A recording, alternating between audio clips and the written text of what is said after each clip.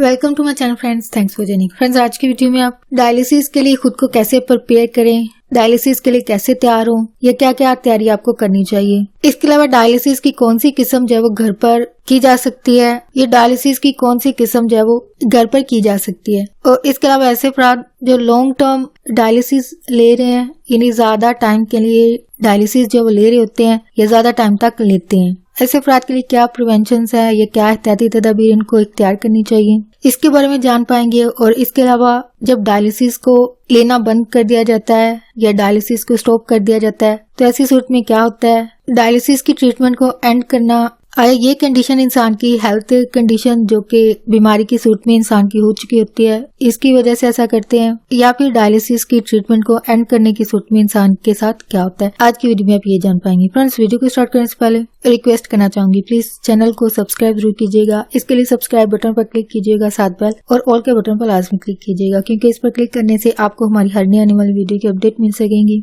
और आप हमारी वीडियो जब सबसे पहले देख पाएंगे। टॉपिक की तरफ आते हैं। फ्रेंड्स, सबसे पहली बात, डायलिसिस के लिए कैसे प्रिपेयर हुआ जाए, तैयार हुआ जाए। ऐसे अफराद जो कि डायलिसिस की ट्रीटमेंट ले रहे हो, इनके फर्स्ट डायलिसिस की ट्रीटमेंट से पहले सबसे पहले डॉक्टर एक सर्जरी करते हैं और सर्जरी के जरिए एक ट्यूब या एक डिवाइस होती है, इसको सर्जरी के जरिए से इंसान के अंदर जब इम्प्लांट किया जाता है, लगाया जाता है, और इसका मकसद डॉक्टर जो है मशीन के जरिए इंसान का जो ब्लड स्ट्रीम होता है या खून का जो बहाव होता है या खून तक पहुंचने का एक जरिया जो कि इस डिवाइस के जरिए जो कि सर्जरी के जरिए जब इम्प्लांट की जाती है, इसके जरिए डॉक्टर जो है वो खून तक, ब्लड तक जब वो एक्सेस हासिल करते हैं, रसाई जो है वो हासिल करते हैं। और ये ऑपरेशन जो है वो छोटा सा होता है और जल्दी से हो जाता है। और इनफैक्ट ऐसे अफराद जो कि जिनका ये ऑपरेशन होता है, ऑपरेशन के बाद उसी दिन, जिस दिन इनका ऑपरेशन होता है, उसी दिन डॉक्टर जब इनको घर जाने की इजाजत दे देते हैं। यानी आप इस छोटी सी सर्जरी या ऑपरेशन के बाद फौरन घर जो है वो वापस आ जाते हैं। इसके अलावा डायलिसिस की ट्रीटमेंट के दौरान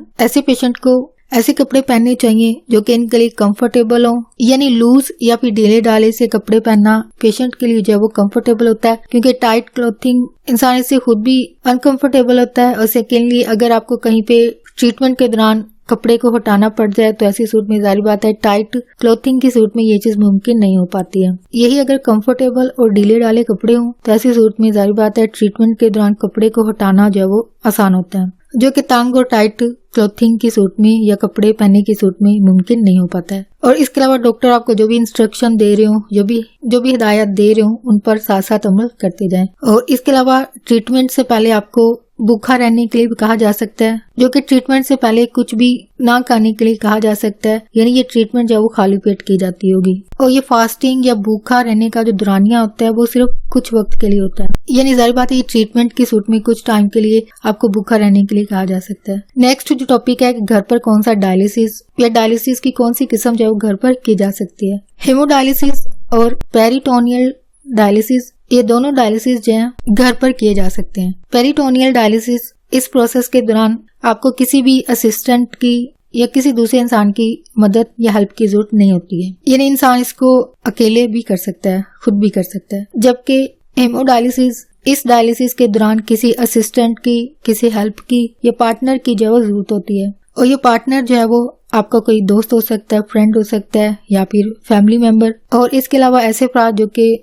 फाइनेंशियली तौर पर किसी नर्स को जो वो घर पर हायर कर सकते हैं, जो कि घर पर होने वाला जो डायलिसिस है उसमें मदद कर सके। इसके लिए किसी प्रोफेशनल जो नर्स होते हैं उनको घर पर हायर किया जा सकता है। आप कोई भी ट्रीटमेंट जो कि इन दोनों डायलिसिस में जो कि ऑप्शन है, डिफरेंट पेशेंट के लिए डिफरेंट डायलिसिस होता है, तो जारी बात आप इनमें से जोन सी भी टाइप एज ए ट्रीटमेंट जब ले रहे हो तो ऐसी सूरत में आपको जो एक प्रोफेशनल हेल्प होती है या ट्रेनिंग होती है वो आपको लाजमी अपने जो मेडिकल केयर सेंटर है, जिस भी क्लिनिक से आप ट्रीटमेंट ले रहे हैं, आप उनसे लाजमी एक छोटी सी जो ट्रेनिंग होती है, जो कि जारी बात है मशीन को चलाना या जो भी प्रोसेस या प्रोसीजर होता होगा वो आपको लाजमी थोड़ा सा सीखना होगा, उसकी ट्रेनिंग जो है वो लेनी होगी। इसको लेने से जारी बात है आप घर पे खुद अपने तौर पर भी इन चीजों को कर सकेंगे, तो वो लाजमी लेना चाहिए। नेक्स्ट जो टॉपिक है वो ये है कि डायलिसिस के दौरान क्या एहतियाती तदाबीर जो वो अपना सकते हैं या एहतियाती तदाबीर जो इख्तियार की जा सकती हैं। इंसान की किडनी या गुर्दों में होने वाली जो खराबी है, डिसऑर्डर्स है, या गुर्दों को पहुंचने वाला जो नुकसान है बीमारी की सूरत में, वो परमानेंट नहीं होता है, यानी मुस्तकिल नहीं होता है। तो ऐसे अफराद जिनको किडनी माइल्ड फेलियर है या किडनी फेलियर की जो कंडीशन है वो ज्यादा शिद्दत की नहीं है, ज्यादा शदीद नहीं है। तो ऐसी सूरत में डायलिसिस को जो है वो ट्रीटमेंट के तौर पर लिया जाता है। और डायलिसिस जो है वो एक टेम्परेरी यूज होता है, यानी आर्जी तौर पर इस तरीका को जो है वो इख्तियार किया जाता है। और डायलिसिस का मकसद, ये डायलिसिस का जो काम होता है ये आर्जी तौर पर इंसान के लिए गुर्दों का काम करते हैं। और ये डायलिसिस जो है उस वक्त तक किया जाता है जब तक इंसान के गुर्दे, किडनी जो है वो अपने तौर पर दोबारा से अपना काम करने के काबिल नहीं हो जाती, उस वक्त तक जो है वो इसको डायलिसिस को जो है वो किया जाता है। यानी डायलिसिस जो है वो एक हेल्प इंसान के लिए होती है और उस वक्त होती है जब तक कि इंसान की किडनी, गुर्दे जो है वो दोबारा अपना काम स्टार्ट, इसको उस वक्त तक इख्तियार किया जाता है जब तक किडनी जो है वो रिपेयर नहीं हो जाती हैं और अपना काम जो है वो दोबारा से स्टार्ट नहीं कर देती हैं, जो कि दौरानिया जो है वो एक टेम्परेरी होता है, आर्जी होता है। लेकिन ऐसे अफराद जिनको क्रोनिक किडनी डिजीज होती है, यानी गुर्दों की बीमारी जो कि ज्यादा शिद्दत इख्तियार कर चुकी होती है, ज्यादा क्रोनिक होती है, तो ऐसे अफराद में किडनीज या गुर्दे जो है वो दोबारा बेहतरी की तरफ नहीं आते हैं और गुर्दे दोबारा जो है वो काम नहीं करते हैं। और जिन अफराद को ये कंडीशन होती है, ऐसे अफराद को डायलिसिस जो है वो परमानेंटली लेना पड़ता है, यानी मुस्तकिल तौर पर डायलिसिस को जो है वो लेना पड़ता है। या फिर ऐसे अफराद के लिए जिनको ये क्रोनिक कंडीशन होती है, ऐसे अफराद के लिए जो एक एंड ऑप्शन रह जाता है इंसान के लिए, मरीज के लिए, वो है किडनी ट्रांसप्लांट, यानी गुर्दे की पेवंदकारी जो है वो इनके लिए सिर्फ एक ऑप्शन होता है, या जिंदा बचने का सिर्फ यही एक जरिया होता है। इसके अलावा ऐसे अफराद को अपना लाइफस्टाइल, यानी अपनी हैबिट, बिहेवियर, खाने पीने की जो हैबिट है, स्टाइल है, इन सबको चेंज करने की जरूरत होती है। और इसके अलावा डॉक्टर जो कि किडनी डॉक्टर, और इनको नेफ्रोलॉजिस्ट कहा जाता है, या आप जिस क्लिनिक से या अस्पताल से जब वो ट्रीटमेंट ले रहे हो, तो ऐसे गुर्दे के माहिर डॉक्टर, इनकी टीम के साथ एक डाइटिशियन भी होते हैं जो कि पेशेंट को क्या डाइट लेनी चाहिए, क्या खाना चाहिए, क्या नहीं खाना चाहिए, इनको गाइड करते हैं। इसके अलावा ऐसे अफराद जो हीमो डायलिसिस ले रहे होते हैं ट्रीटमेंट के लिए, ऐसे अफराद को डॉक्टर इनकी खुराक में पोटाशियम, फास्फोरस और सोडियम की जो मकदार है उसको लिमिटेड करने के लिए कह सकते हैं। इन तमाम ग़िज़ाई अज्जा की जो क्वांटिटी है, मकदार है, इसको लिमिटेड करने के लिए कह सकते हैं, या इसकी मकदार को कम करने के लिए कह सकते हैं। और इसके अलावा सोडियम जो कि वेजिटेबल जूस में होता है, या फिर बहुत सारे जूसेस और मशरूबात जो कि बाजार से लोग लेकर पी रहे होते हैं, इनके अंदर क्योंकि सोडियम होता है तो आपको ये मशरूबात जो है वो पीने से मना किया जा सकता है, या इसको लिमिटेड करने के लिए कहा जा सकता है। और इसके अलावा दिन भर में आप जितना भी लिक्विड या पानी जो कि इंसान पानी की सूरत में या फिर मशरूबात की सूरत में ले रहे होते हैं, इसकी मकदार को रिकॉर्ड रखने की जो जरूरत होती है कि कितना आपने दिन में जो वो पानी पिया। क्योंकि ऐसे अफराद जो कि किडनी फेलियर्स का शिकार हो, गुर्दे के नकारा होने की सूरत में, ज्यादा पानी कंज्यूम करने की सूरत में, पीने की सूरत में, ऐसे अफराद के जिस्म के अंदर जो वो मसाइल पैदा हो सकते हैं। लिक्विड या फ्लूइड या पानी जो कि आप जारी बात है एक नॉर्मल पानी की सूरत में लेते हैं, या फिर डिफरेंट मशरूबात होते हैं, लेकिन लिक्विड का या फ्लूइड का एक हिडन सोर्स भी होता है जिससे कम लोग अवेयर होते हैं, कम लोग जो इससे बाखबर होते हैं। लिक्विड के जो हिडन सोर्स होते हैं या जिनका इंसान को नहीं पता होता है, वो है फ्रूट, फल और सब्जियां। मिसाल के तौर पर अगर क्यूकम्बर या खीरे की बात की जाए तो इसमें जो है वो काफी लिक्विड होता है, काफी फ्लूइड होता है, यानी एक पानी का एक सोर्स भी होता है। इसके अलावा कई और फ्रूट्स और वेजिटेबल्स भी हैं जो कि फ्लूइड या पानी का जो एक जरिया होते हैं, यानी अगर पानी ना भी पी रहे हो लेकिन आपको इनडायरेक्टली जिस्म के अंदर जो वो फ्लूइड लिक्विड जो जा रहा होता है, जो कि डिफरेंट फल या सब्जी खाने की सूरत में जो इंसान जिस्म के अंदर ले जा रहा होता है, जो कि हिडन सोर्स कहलाते हैं, यानी छुपे हुए सोर्सेज होते हैं, या इस चीज के मुतालिक जो इंसान अवेयर नहीं होता है। ऐसे अफराद जो कि मुसलसल जो है वो डायलिसिस ले रहे हो, कंसिस्टेंट हो, तो ऐसे अफराद के अंदर किडनी ट्रांसप्लांट करवाने के जो चांसेस होते हैं, इसके मौके या चांसेस जो वो कम रह जाते हैं। इन ऐसे अफराद को किडनी ट्रांसप्लांट को जो वो करवाने की जरूरत नहीं पड़ती है, और ऐसा जारी बात है डायलिसिस इनके लिए जो वो बेहतर तरीका इलाज रहता होगा, या इसे ट्रीटमेंट जो वो कम्प्लीट हो जाती होगी, और किडनी फेलियर के जो पेशेंट होते हैं उनके किडनी जो वो दोबारा डायलिसिस की सूरत में वापस नॉर्मल अपने फंक्शन को स्टार्ट कर देती होंगी। बट अनफॉर्चुनेटली जिनके लिए डायलिसिस काम नहीं कर रहा होता है, फिर उनके लिए जो एंड ऑप्शन होता है वो ट्रांसप्लांट ही होता है। या ये भी हो सकता है कि जो अफराद कंसिस्टेंट नहीं रहते होंगे, यानी मुसलसल इसका डायलिसिस नहीं ले रहे होते हैं, यानी कभी करवा लिया कभी ना करवाया, जो कि जाहिर बात है हमारी फाइनेंशियल जो कंडीशंस होती हैं वो भी इस चीज को जो है वो असरअंदाज कर रही होती हैं, अफेक्ट कर रही होती हैं। यानी बहुत सारे ऐसे अफराद हैं जो कि फाइनेंशियली जो है वो हॉस्पिटल तक जा ही नहीं पाते हैं, और इन द एंड जाहिर बात है ऐसे लोगों के लिए रिस्क जो है वो बढ़ जाता है, वो मजीद बीमार पड़ सकते हैं, और इन द एंड जाहिर बात है लाइफ का एंड हो जाता है, जो कि एक ट्रेजिडी है। लेकिन ऐसे अफराद जो मुसलसल प्रॉपर तरीके से डायलिसिस ले रहे हो, तो ऐसे अफराद के अंदर ट्रांसप्लांट वाले ऑप्शन जो वो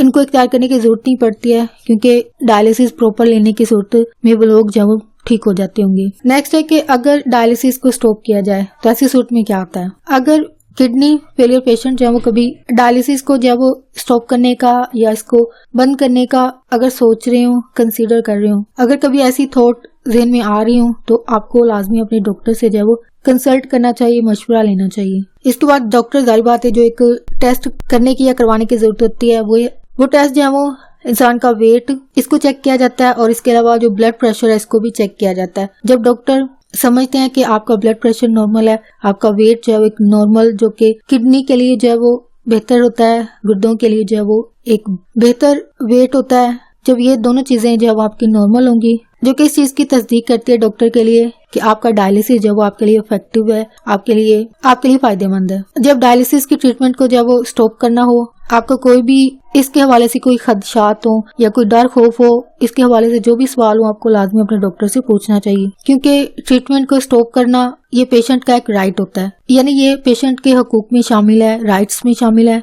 कि वो जब चाहे अपनी जो ट्रीटमेंट है उसको बंद करवा सकते हैं, स्टॉप करवा सकते हैं। लेकिन यहाँ पे एक और चीज जो है वो डॉक्टर जो है वो पेशेंट को जो है वो मशवरा दे सकते हैं, यानी समटाइम पेशेंट जो है वो मुसलसल बीमारी की सूरत में, ये डायलिसिस की सूरत में जो एक साइड इफेक्ट्स होते हैं या जिंदा रहने का जो एक जज्बा होता है वो कम हो जाता है, और इंसान जो है वो सुसाइडल टेंडेंसीज रखते हैं और इस तरह बीमारी के साथ जिंदा रहने के बजाय मरने को तरजीह देते हैं। तो ये कंडीशन जो है वो मेंटल हेल्थ कंडीशन को जाहिर करती है। तो ऐसे अफराद को लाजमी जो प्रोफेशनल साइकेट्रिस्ट होते हैं, डॉक्टर जब ऐसे अपराध को रेकमेंड कर सकते हैं। फिर इसके बाद जो साइकेट्रिस्ट होते हैं वो जाहिर बात है पेशेंट को ट्रीट करते हैं, उनको मेंटली जो भी डिस्टरबेंस होती है उसको दूर करने की कोशिश करते हैं, जो कि सवाल जवाब के जरिए की जाती है या फिर साथ मेडिसिन वगैरह दी जाती है। यानी जैसी भी पेशेंट की कंडीशन हो उसके मुताबिक ये चीजें जो वो इख्तियार की जाती हैं कि आया वो सिर्फ क्वेश्चनिंग यानी सवाल जवाब के जरिए उनको जो बातें परेशान कर रही हैं, डिप्रेस कर रही हैं, उनको सवालों के जरिए जो वो दूर करने की कोशिश की जाती है, या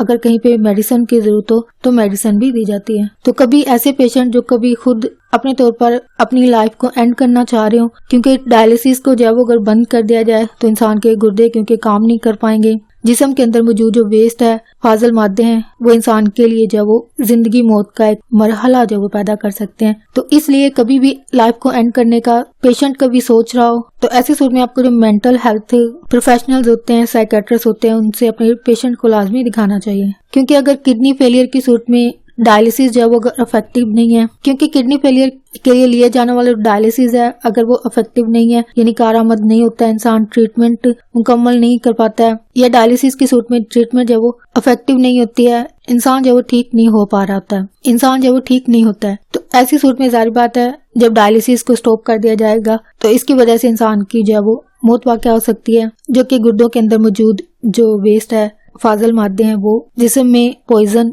या जहर की वजह से इंसान के लिए जब वो मौत का बाइस हो सकते हैं। तो इसलिए कभी भी आपका पेशेंट अगर ऐसी कंडीशन में हो तो आपको अगर उनको साइकेट्रिस्ट की जरूरत है तो साइकेट्रिस्ट को दिखाना चाहिए, या फिर अगर वो अपनी मर्जी से अपनी लाइफ को एंड करना चाहें यानी अपनी खुशी से, आई थिंक खुशी से, लेकिन ये चीज इंसान खुशी से तो नहीं करना चाहता है, लेकिन अगर जिंदगी में कभी अपने करीबी रिश्तों के लिए जारी बात है कभी डिसीजन लेना पड़ता है, यानी कभी आपको फैसला करना पड़ सकता है कि आया इनको जिंदा रखने के लिए मशीन के जरिए ट्रीटमेंट को जारी रखा जाए या फिर इनको दुनिया से जाने दिया जाए, जो कि इनकी जारी बात है बीमारी की सूरत में जो तकलीफ है, पेन है, उसको जो वो कम कर सकता है। जो कि जारी बात है कुछ अपराध अपने करीबी रिश्तों को बीमारी की सूरत में होने वाली जो तकलीफ होती है उसको देखना उनके लिए काफी मुश्किल काम होता है, जो कि जारी बात है एक तकलीफ देह मरहला होता है इंसान के लिए। तो आप इस फैक्ट के हवाले से क्या सोचते हैं, ये समझते हैं, प्लीज कमेंट में लिखकर शेयर कीजिएगा। और समटाइम में भी डॉक्टर भी इस चीज की परमिशन दे देते होंगे कि लाइफ को एंड करना शायद इंसान के लिए जो है वो बेहतर रहेगा, और उसके बाद डायलिसिस को जो जाहिर बात है स्टॉप कर दिया जाता है, और इसके बाद इन द एंड इंसान की लाइफ जो एंड हो जाती है और इंसान इस दुनिया से जो चला जाता है। होप फ्रेंड्स आज का टॉपिक आपके लिए इन्फॉर्मेटिव और इंटरेस्टिंग रहा, तो प्लीज मजीद अवेयरनेस और आगाही के लिए अगर फ्रेंड्स एंड फैमिली के साथ मेरी वीडियो को लाजमी शेयर कीजिएगा। अगर कोई बात सीखने को मिली है, कोई बात देखो अच्छी लगी है, तो प्लीज मेरी वीडियो को लाइक और शेयर लाजमी कीजिएगा। आपका वीडियो देखने के लिए बहुत शुक्रिया।